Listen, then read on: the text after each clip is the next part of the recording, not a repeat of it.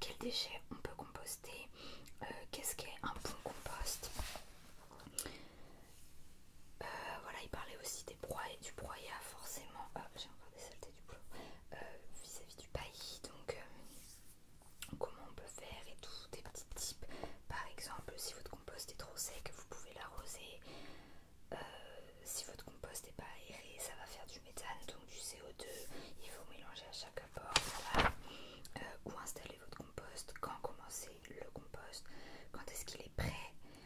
À un moment, ça parlait des litières et toilettes sèches aussi, donc c'était intéressant. Les différents types de compost, donc par exemple le compost progressif, on met tous les déchets qui viennent petit à petit, soit en 2 étapes, on fait plusieurs petits tas de chaque type de déchets et ensuite on mélange tout. C'est en bref, hein. Voilà, le fumier, il y a des choses en fluo. Au début d'un potager, on passe la grelinette, plus il faut mettre un important apport de compost pour restructurer le sol, à part si vous arrivez sur un sol déjà super. Ne pas enfouir le compost en profondeur. Si on fait du broyat, l'utiliser dans les 2-3 jours ou faire sécher au soleil avant stockage. Voilà, plein de petites choses comme ça, donc c'était très intéressant et c'était très gentil à Christian de me prêter ce livre. Et du coup, vu que c'était un livre un peu genre documentaire, je sais pas comment dire, j'ai lu d'autres livres à côté parce que voilà, sinon je prenais pas plaisir et en plus je suis partie en vacances, donc j'ai emmené des livres et j'ai pas emmené ce pavé, c'était beaucoup trop encombrant, mais j'ai emmené le premier qui meurt à la fin, qui est en fait le préquel de Ils meurent tous les deux à la fin, un livre superbe mais qui fait pleurer. Et celui-ci, 634 pages, pendant 600 pages j'ai pas versé une larme, même si il y avait beaucoup d'émotions, mais les 34 dernières les vannes se sont ouvertes et j'ai fait que pleurer parce que c'était triste et parce qu'il y a un moment très émouvant aussi, mais qui va avec le fait que c'est hyper triste parce que malheureusement les titres ne sont pas mensongers avec Adam Silvera, je ne sais pas comment on dit, désolé, le préquel de best-seller mondial, et ils meurent tous les deux à la fin. Ne cherchez pas à comprendre comment nous savons que vous allez mourir, concentrez-vous plutôt sur votre manière de mener à bien votre existence.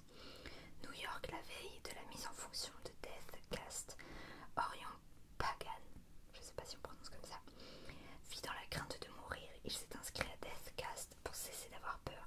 Valentino Prince vient juste s'installer à New York, prêt à mordre la vie à pleines dents. Lorsque Orion et Valentino se croisent à Times Square, c'est le coup de foudre, mais les premiers appels de Deathcast commencent à tomber, bouleversant leur vie. L'un a reçu l'appel, l'autre pas. Donc voilà, et c'était super bien, c'est un gros pavé.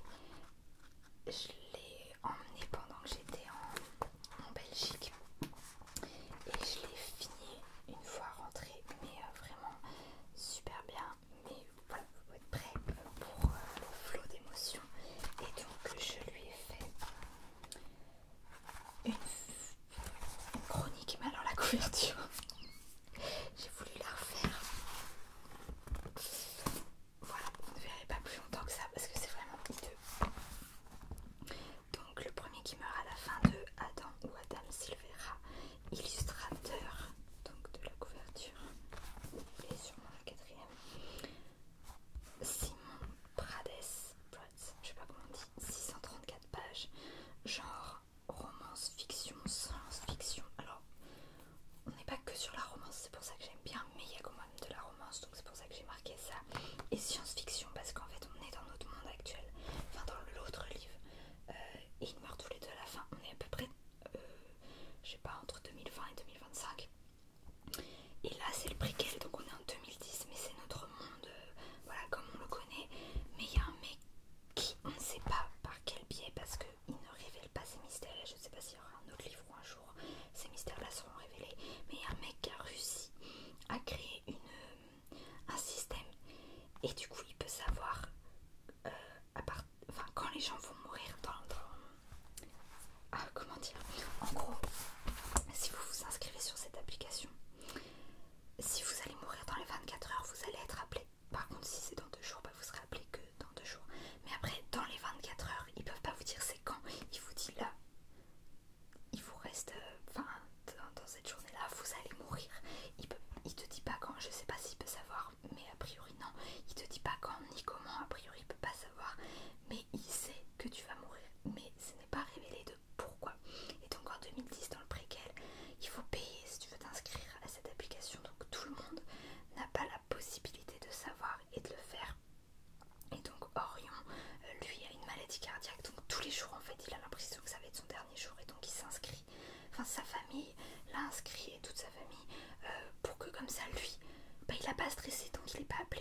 fait il sait qu'il va pas mourir.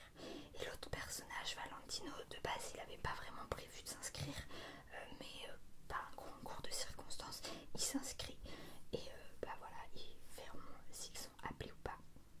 Et il y a d'autres personnages et donc je vous ai pas montré comment ça se présente. Et en fait à chaque fois on a un horaire, vu que ça se passe sur à peu près 2 jours, on a un horaire et un nom de personnage. Et donc on a Valentino et Orion, mais on n'a pas que eux. On a le créateur de l'application, on a des personnes qui en fait par un détail, ils sont tous un peu reliés mais ils se connaissent pas forcément ni rien.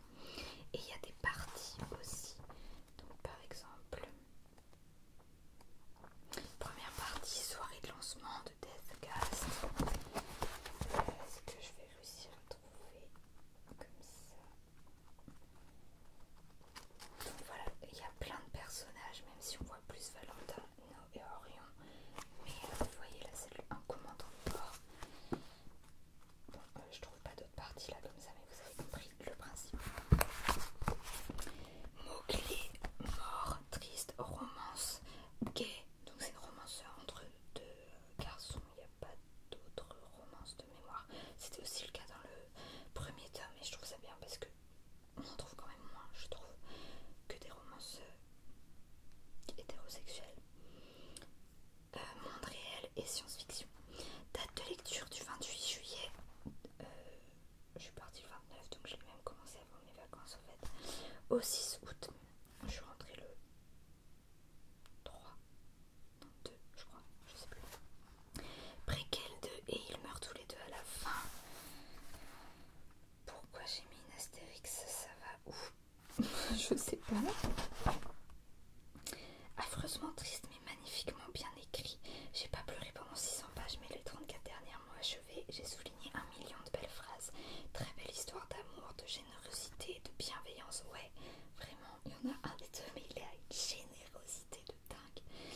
Et oui, tout le temps, il y a de la bienveillance entre les personnages. Enfin, évidemment, il y a des personnages moins bien, hein, mais dans les personnages plus principaux, on va dire, il y en a beaucoup. Enfin, il y en a plusieurs là. On voit surtout Orion, Valentino et la meilleure amie slash sœur, on va dire, de Orion. Et il y a toujours que de la bienveillance, beaucoup de communication et tout. C'est très agréable de voir ce genre de relations et de personnages. Les personnages sont tellement géniaux et gentils. Le thème de Deathcast pousse à la réflexion et nous perturbe jusqu'au bout. En mode, est-ce que tu vois, tu t'inscrirais ou pas? Est-ce que tu aimerais bien que ça soit créé ou pas? Enfin voilà. Ça fait beaucoup réfléchir, même sur d'autres choses. Tout ne nous est pas dévoilé. Ah oui, donc c'est le préquel de ils meurent tous les deux à la fin. Mon astérix est là. Petit clin d'œil à Rufus et Mathéo qui font plaisir. Ce sont les persos principaux de l'autre. Les persos principaux, pardon.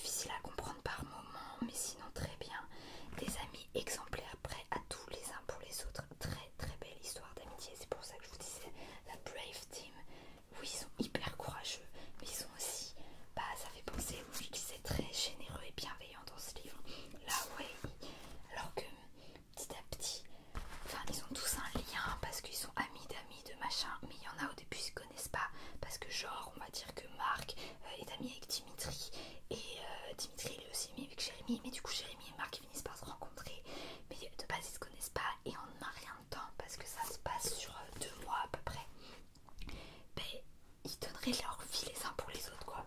Et je vous ai pas montré oui comment ça se présente. Mais donc on a des chapitres. J'ai pas compris pourquoi l'édition est comme ça, on dirait un livre auto-édité alors que c'est pas du tout le cas. Donc là vous avez des chapitres qui sont comme ça. Mais dans les chapitres vous avez possibilité qu'il y ait plusieurs personnages qui parlent.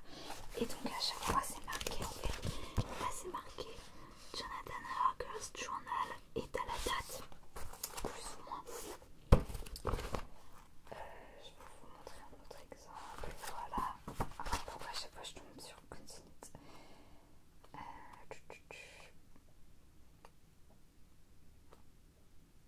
Je vais bien finir par trouver. Évidemment, je ne tombe pas sur les pages là. Même ils s'écrivent beaucoup par lettre. Donc il y a régulièrement des dates et tout. Entre chaque lettre. Voilà. À chaque fois que ça change de personne, en fait, on est beaucoup sur de l'écrit. On est dans le journal des personnages qui écrivent ce qui leur arrive, en fait. Et après, les autres vont lire aussi.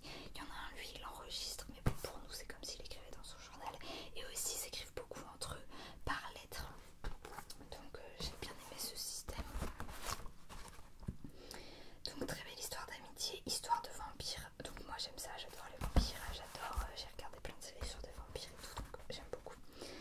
La fin, il restait vraiment pas beaucoup de pages par rapport à tout le reste de l'histoire, quoi. Je sais pas, il restait 15 pages.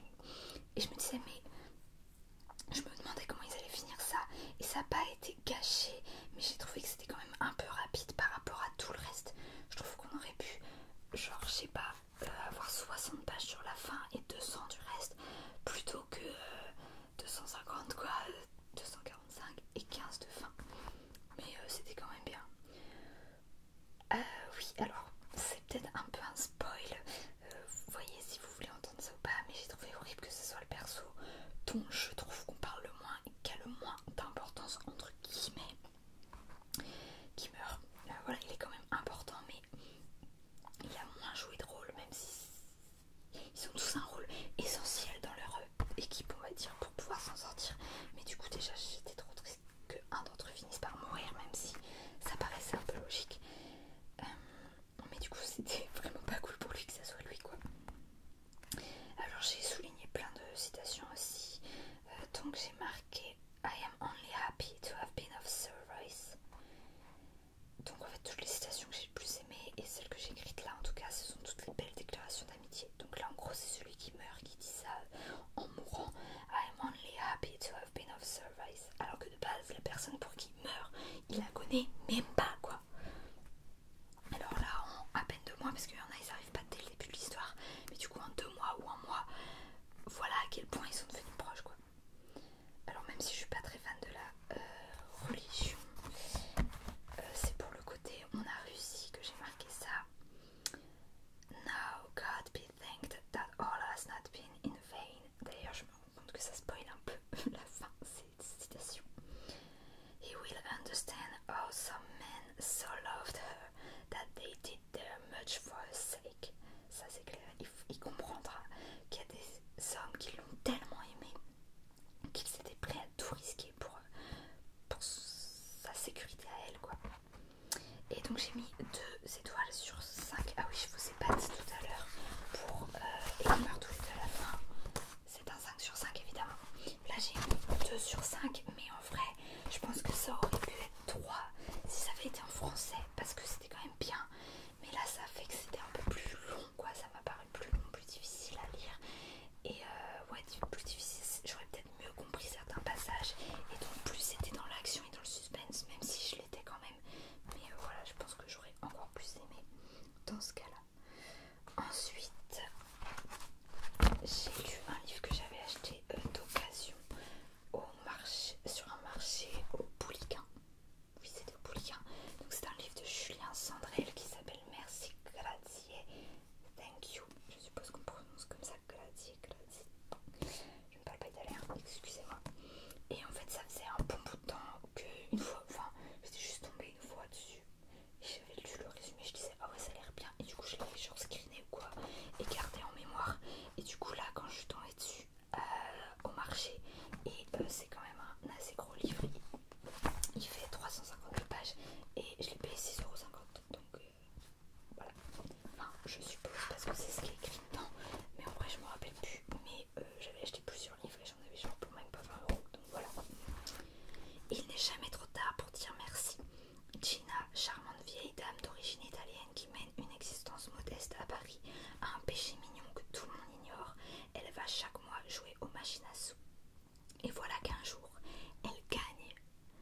Aussitôt, Gina prend une folle décision. Cet argent, elle va le partager avec chacune des personnes qui ont joué un rôle dans sa vie et qu'elle n'a jamais pu remercier. Donc déjà, c'est ce que j'ai écrit dans ma chronique, mais j'adore, c'est pour ça que j'ai eu envie de, voilà, de l'acheter. J'adore le pitch de départ, quoi. C'est assez original, je trouve. Mais c'est une bonne idée. Autant une bonne idée de vouloir écrire un livre là-dessus, et autant une bonne idée de vouloir utiliser son argent de cette manière. Alors sans rien révéler à quiconque de son gain ni de ses intentions, Gina s'envole sur les traces de son passé. Lorsque sa petite fille Chloé découvre la fugue de sa grand-mère adorée vers New York, elle décide de partir à sa recherche, accompagnée à son corps défendant par la très loufoque et envahissante meilleure amie de Gina, qui a le don pour les mettre dans des situations impossibles. Commence alors pour les trois femmes un voyage riche en émotions fortes, ça c'est bien vrai, entre fou rire et larmes, entre gratitude et transmission, rythmé par les secrets de Gina et les soubresauts d'une histoire pas si lointaine, histoire avec un H, avec un H, oui merci, avec un H majuscule, genre l'histoire en général. Toute la puissance d'émotion de Julien Sandrel. Donc, merci Gladys, thank you. Julien Sandrel, illustration de Marion Triguea, je suppose qu'on prononce comme ça, 352 pages, genre roman, fiction, et j'ai noté qu'il y a 2 points de vue. Donc en fait, on a, alors déjà au début on a un prologue qui met bien en place, franchement, c'est le concept d'un prologue, je sais, mais vraiment là, j'ai trouvé bien, en 1998, et après toute l'histoire se passe 20 ans plus tard, en 2018, et c'est à peu près comme pour Dracula, ça se passe sur 2 mois à peu près, et il y a juste un épilogue 5 ans plus tard, en 2023. Mais oui, ouais, ça se passe sur un mois même. Mots-clés, famille, passé, amour, voyage, argent, souvenir. J'aurais dû mettre merci. Je l'ai lu du 30 août au 2 septembre, donc très rapidement. Au début, j'avais du mal avec l'écriture qui n'était pas claire. Franchement, à des moments, je repassais en arrière, j'étais là. Attends, j'ai pas compris, ils viennent de dire ça, mais il a dit ça. Voilà, je sais pas si c'est l'écriture ou si c'est juste moi, mais voilà, au début, j'avais un peu du mal avec ça. Et je n'aimais pas du tout le personnage de Chloé, qui est la deuxième narratrice. Parce que du coup, on a Gina, la personnage principale, qui va donc gagner cet argent et vouloir le partager. Et on suit aussi Chloé, sa petite fille, qui va en fait essayer de la retrouver parce qu'elle a fugué avec la meilleure amie de Gina, que j'ai bien plus préférée à Chloé. Donc voilà, Chloé qui a, je sais plus, elle a 20-25 ans par là. Au final, j'ai beaucoup aimé et j'ai lu sans m'arrêter les 200 dernières pages et jusqu'à tard dans la nuit, ce que je n'avais pas fait depuis très longtemps, et en plus je bossais le lendemain. À 22h, j'ai dû me mettre à lire et j'ai dû arrêter vers 1h du mat, un truc comme ça, alors que je bossais en plus le lendemain, donc c'était un peu chaud, mais vraiment j'étais à fond dedans et je voulais avoir des réponses à certains mystères, à certaines questions, et puis au final, lancé dedans, j'étais là, allez, je continue. Donc au début j'ai du mal, mais ça a très bien terminé. Je voulais avoir des réponses à certains mystères, histoire originale comme je vous disais, donc ça j'ai apprécié. J'ai mis 2,5 sur 5 parce que comme je vous dis, j'ai quand même eu du mal pendant au moins 100 pages sur 352. Et après, à la fin, j'ai quand même beaucoup aimé. Mais en fait, Chloé, elle était un peu trop, et son histoire aussi. Et pour le coup, elle, c'était pas très original. Je vais pas vous spoiler, mais c'est un thème qui est pas évoqué hyper souvent, mais quand même, vous retrouvez, quand on le retrouve, en fait, c'est toujours de cette manière-là, je trouve. Et donc ça, c'était un peu dommage. Enfin, on comprend avec toute l'histoire, ça va, c'est un peu logique, ça va un peu avec. Et du coup, on s'en doutait. Mais voilà, moi, ce que j'ai surtout aimé, c'est Gina et son idée, voilà, d'aller remercier les gens qui ont joué un rôle d'une certaine manière, parce que il y a des noms au chapitre. En fait, c'est merci. Et en fait, c'est à chaque fois, elle va remercier quelqu'un. Donc, par exemple, il y a merci pour la passion, merci connard et tout. Et à chaque fois, on va avoir une histoire, elle va nous expliquer. On va revenir en arrière, ce qui lui est arrivé, donc pourquoi elle vient remercier cette personne. Et après, on est dans le présent, elle explique aux gens, elle les remercie, elle veut leur donner l'argent. Et à un moment, il y a même donc merci connard, parce que c'est pas forcément que des gens. Enfin, en soi, il a fait du bien, mais sans le vouloir. Et lui, de base, son attitude était plutôt négative.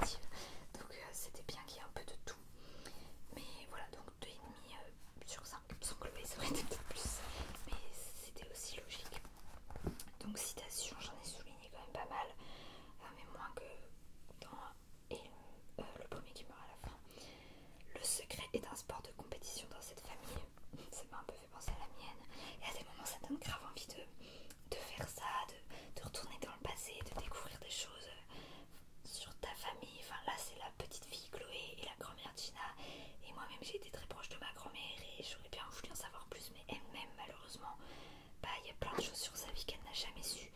Et enfin, je vois pas comment on pourrait savoir maintenant que elle et sa mère, qui était a priori la seule à avoir les réponses, bah elles sont toutes les deux mortes. Donc, mais voilà, ça donne envie de faire des recherches sur ton propre passé.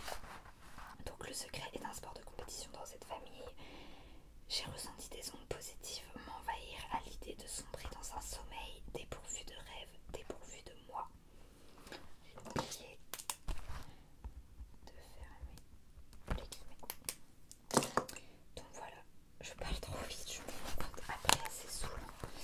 Et ensuite, alors je fais pas de chronique pour les mangas où il y a plusieurs tomes parce que, je sais pas, ça me paraît pas... Enfin voilà.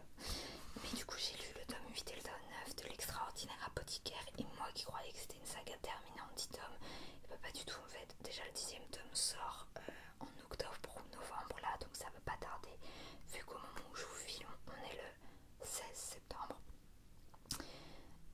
Mais du coup en fait c'est pas du tout fini et vu que j'ai lu jusqu'au tome 9, je me doute bien que ça va pas se finir au 10 et j'ai pas envie en fait parce que j'adore cette saga. Je pense que c'est devenu ma saga préférée de manga, je pense. Après j'ai adoré Blue Flag, j'ai adoré Orange, j'adore les carnets de l'apothicaire, mais c'est au-dessus des carnets de l'apothicaire. Mais vraiment ouais j'adore, je pense que c'est ma préférée maintenant. Et j'ai trop envie de m'acheter un pack avec finalement les 10 premiers tomes. Du coup vu que ça va pas être la fin, il faudra que je revende le 1 que j'ai déjà du coup. Et là actuellement je les prends à la bibliothèque. Mais du coup le tome 10 c'est pas pour tout de suite parce qu'il est pas sorti. Et je me doute que la bibliothèque va peut-être pas l'avoir dans l'immédiat. Mais je sais pas si à l'occasion du tome 10 ils vont faire un coffret ou quoi. Pour l'instant il n'y a pas de coffret. Mais en fait j'ai envie de les avoir chez moi pour pouvoir les relire. Ou même quand il y a un laps de temps entre chaque tome, bah, pouvoir reprendre le tome d'avant si t'as un petit doute ou que tu te rappelles plus d'un truc, c'est pratique. Chose que je fais clairement avec les carnets de l'apothicaire parce qu'il y a genre 6 mois entre chaque